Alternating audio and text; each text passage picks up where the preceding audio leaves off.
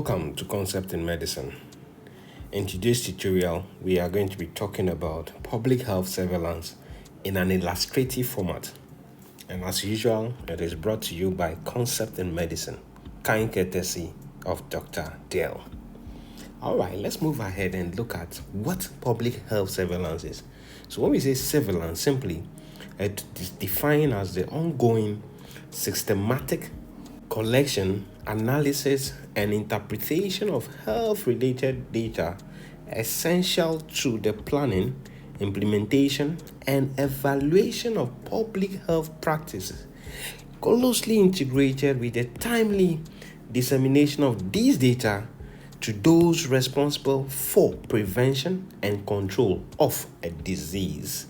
So if you look at this definition very carefully, you realize that there are certain terminologies that are grazed in this definition. Ongoing systematic collection, meaning that it's not a one point in time affair, it is a continuous process. Analysis and interpretation, and these can be done by using graphs and tables. And after the analysis and interpretation of these health-related data, they are then given to those responsible for prevention and control of the disease to then plan, implement, and evaluate the practices in public health to ensure that there is timely intervention with regards to that particular information. And this is what we call surveillance. So surveillance, in short, is a call for public health action. A call for public health action. All right, let's move ahead and talk about the uses of surveillance systems in public health. The first one is it is used to estimate the geographic distribution of a disease. And in that case, if you look on a map, that means you can use maps to evaluate that, to present that. You realize that, for example, when COVID came, China was designated as the source. So on that map, you see China is painted red. And the disease started spreading to other countries. And those countries were also painted red. So that distribution with regards to the number of people, the particular location, that is where, who, and when. When we say who, we are referring to the people. When we say when, we are talking about the time. And when we say where, we are referring to the location. And in epidemiology, that corresponds to a descriptive epidemiology. So in another way, we can see that surveillance provides information for descriptive epidemiology. All right, the next use is to study the natural history of a disease. And when we say a natural history of a disease, we are talking about the progression of a disease process in the absence of an intervention, meaning that that particular disease will progress from the first stage, as acute stage, all the way to the terminal stage in the absence of an intervention, which may be in the form of a treatment. Now, the next one is it is used to detect epidemics. Then the question goes, what is an epidemic? When we say epidemic, simply, we are saying that it refers to an unexpected rise in the number of a disease in a particular geographical location.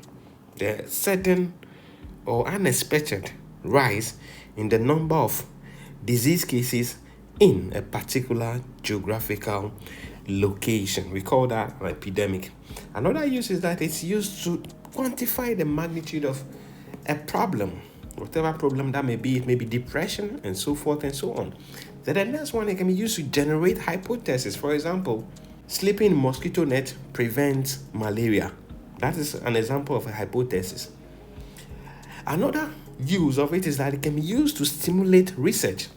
It can also be used to enhance planning. With regards to that, you look at a particular community always having the highest incidence and prevalence of a particular disease, and that will bring into play the particular service, the particular health agency responsible for that geographical location to put in more measures to avert the rising cases of a particular condition in that geographical location. Another use of it is that it is used to monitor changes in infectious agents. That is with regards to, for example, the COVID kept changing. It moves from Delta, Beta, and so forth and so on. And with surveillance, that has been detected with regards to the way cases are presenting and so forth and so on. Then the next use, it is used to evaluate health programs and control measures. You want to know which measures are working and which measures are not working. The next one is it can be used to detect changes in health practices and behaviors. With regards to that, for example, if there's a decline in a particular number of cases, it means that that particular jurisdiction, the healthcare providers are putting in more effort to ensure that such a case does not present its ugly head. So in that, there's going to be a decline in the number of cases. So it tells you that changes have been made in particular to that case. Or if the number of cases are rising, it means that patient compliance, patient education, or healthcare provision with regards to that condition would be on a decline. All right, let's move to the next thing that we'll be talking about. That is the conditions that require the use of surveillance. For the condition that require the use of surveillance, we'll be talking about communicable diseases. That is the one that can be being transferred from one individual to the other. Occupational hazard, yes. Chronic diseases such as hypertension, cancer, malnutrition, diabetes mellitus. Another scenario is the drug adverse effects. For example, in the case of antihypertensives, taking amlodipine can give rise to pedal edema. So yes, drug adverse effects should be considered. The next one is drug abuse, smoking or alcohol. How people, the rising number of alcoholism or alcoholic cases in a particular community can be linked to a particular condition. For example, depression is making people drink in a particular community, and so for unemployment, it's making people drink in a particular community. That can help. And also falls in the elderly. Let's say in a particular community, a lot of people are falling. It may be due to what? The topography of the location, which may require that steps in the form of a passage for people in that community should be created, and that will be helpful. So the conditions that require the use of surveillance are those that I just listed. The next thing I want us to talk about is with respect to the types of surveillance. So the types of surveillance, we'll talk about 4 of them. That is, we are going to talk about the first one. We'll talk about the passive surveillance. After that, we'll talk about active surveillance. We'll talk about Sentinel surveillance, and finally, Syndromic surveillance. All right, so let's move to the first one. That's going to be the passive surveillance. So the passive surveillance, we can describe it in two ways. So the first one is going to be for the passive surveillance. It relies on healthcare providers to report on their own initiative. That is, diseases are reported by healthcare providers. So if there's a case of for pulmonary tuberculosis, the healthcare providers in that particular hospital would be reporting the cases to the health agencies, like for example, Ministry of Health or Ghana Health Service. The healthcare providers in that particular hospital will be reporting the case to the Ghana Health Service or the Ministry of Health. That's what we call passive surveillance. It means that for that, the health agencies don't put in any effort. They are waiting for the data to be provided to them without any effort. That's what we call passive. Or another way we can present it with regards to the individual is that for passive surveillance, the data is itself reported to the health system. The data is itself reported to the health system. So the health system becomes the health agency. The reporting is done by the healthcare providers. For example, if you have a patient we call reporting on its own to the hospital, that is a passive surveillance. Another way is the healthcare providers, as we said, reporting that particular case, incidents, to the health agencies. And for the Passive surveillance, it can be used to collect data on morbidity and mortality. How many people are having a particular condition and how many people have died from that condition.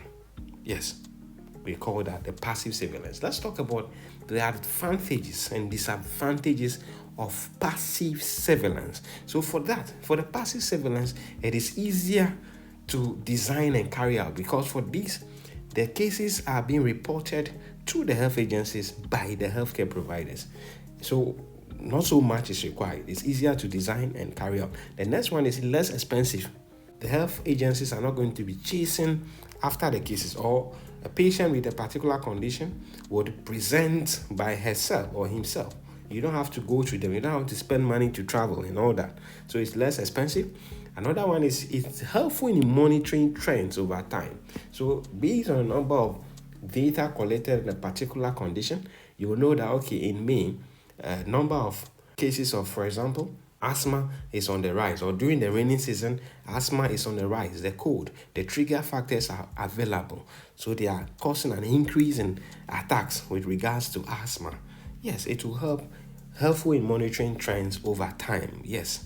The disadvantages is that it gives that credence to under-reporting, because this one is more like voluntary reporting. The person may do it on his or her own accord, may not present the data in entirety.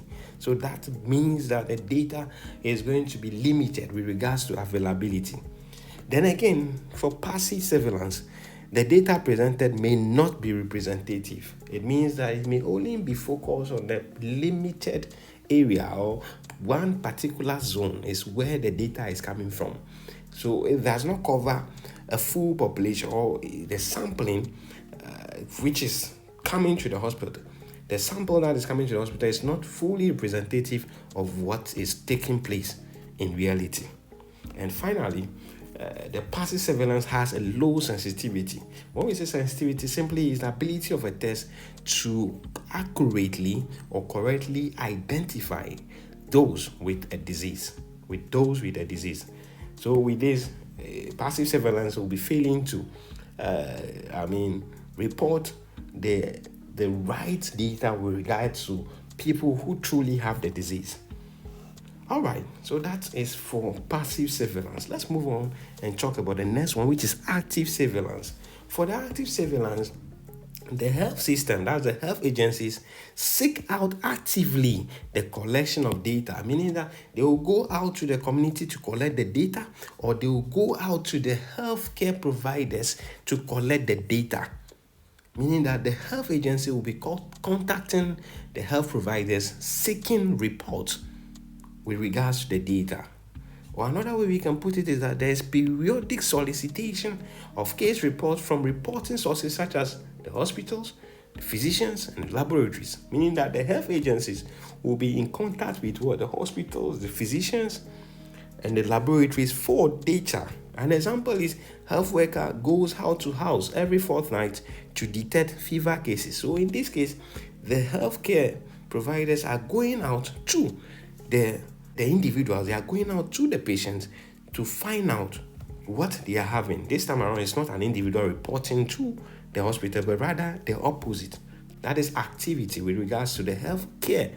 The health agencies going to the healthcare providers for the information. They are involved. They are taking action. Or another way we can put it as an example is that when there is a routine search of hospital records for cases of a specific disease in admission and discharge record books. Yes, that's another example of an active surveillance. All right, then let's talk about the advantages and disadvantages of the active surveillance. So for the advantages, of course, it provides a more detailed information. More detailed information is provided, and also representativeness may be more as compared to the passive, and it is very sensitive. It means the accuracy is affiliated to the active surveillance. For the disadvantages, it is labor intensive, a lot of work, because it requires that the health agencies have to move from one place to the other, or they have to move to the hospitals, or another way, the health care providers have to move to the community to seek for the information. Another disadvantage of it is that it is difficult to sustain over time because there's more human resource needed, more money required, and so forth and so on. And it is cost intensive, it is expensive. It is expensive. Another thing I want to add with regards to the active surveillance is that for active surveillance, it is used in conjunction with specific epidemiological investigations. Okay, let's move on and talk about the third type of the surveillance. That is going to be the Sentinel surveillance. The Sentinel surveillance. The Sentinel surveillance. For the Sentinel surveillance, it refers to the study of disease rates in a specific population to estimate trends in a larger population. Means that for this one, we are specifying a particular population. It's not everywhere. It's a particular geographical location. You are limiting the collation of data with regards to a particular location. And with that, it will be used to monitor the rate of occurrence of disease or specific conditions so as to assess the stability or change in levels of health of a population. So in that, we are saying that for Sentinel surveillance, what is going to be happening there is that there's going to be reporting of health events by health professionals who are selected to represent a particular geographical area. So in that case, we are going to have, for Sentinel surveillance, there's going to be a specific reporting group. There's going to be a specific reporting group. That's what we are going to have in Sentinel surveillance. A specific reporting group for a specific geographical area. So it means that we go to the hospital and we have people designated as what? The public health special reporters, for example. That's an example. And for them, should there be any outbreak in a particular location, they will be designated to go to that location to find out if it is true or false, and also collect data on the incidence of that particular disease in that particular geographical location. And for Sentinel surveillance, it can be active or passive. It does not mean that always they have to go. People from that community can present to the hospital. They can arrive at the hospital where they will be directed to that special reporting group to assess them with what they are coming with. That also becomes more like the passive. But when they go to the community, that becomes what? Active. All right, so an example of the Sentinel surveillance, we can talk about the use of health workers to monitor trends of a condition of interest in the population. And if you remember very well, for National AIDS Control Program, where Sentinel sites are set up at antenatal care clinics and antiretroviral therapy clinics to monitor trends of disease. So we have a particular dedicated healthcare worker who collects data on the number of people coming to the ANC who have tested for HIV and they are positive or negative. They are collecting data on HIV incidents, and also at the ART where drugs are given, they collect this data. And for this Sentinel surveillance, the chosen location is always that which is most susceptible to what? Change. That is a key word. The location that is chosen is that location that is most susceptible to change. Then finally, the last one that I want us to talk about before we talk about the fundamental attribute is the syndromic surveillance. The syndromic surveillance. Syndromic surveillance. For the syndromic surveillance, it simply focuses on one or more symptoms rather than physician diagnosed or laboratory confirmed disease. So the syndromic surveillance is focusing on at least one symptom other than laboratory confirmed disease or physician diagnosed disease. And that is what we call the syndromic surveillance. The last thing I want us to talk about is the fundamental attributes of an effective surveillance system. And what are those? So with the simplicity, what are we looking at? How easy is the system operation? It's very, very important. Another one is the flexibility. That's where we are going to ask, how quickly can the system adapt to changes? That's what we call flexibility. Timeliness, how quickly are reports received? Then the next one, acceptability. You see, the data that is provided, is it acceptable by all? Then the next one is the representativeness. What is the coverage? Does it cover majority of the population? Very, very important. Then the next one, the sensitivity, the specificity, and the positive predictive value must be good. They must be good. So that is all for now on public health surveillance. If you have any questions with regards to the public health surveillance, kindly do well to leave your questions in the commentary section. Thank you very much for following this illustrative piece. Kindly make sure to subscribe, like, share, and also recommend to friends. And do not forget to comment the next concept you would like to see on my channel.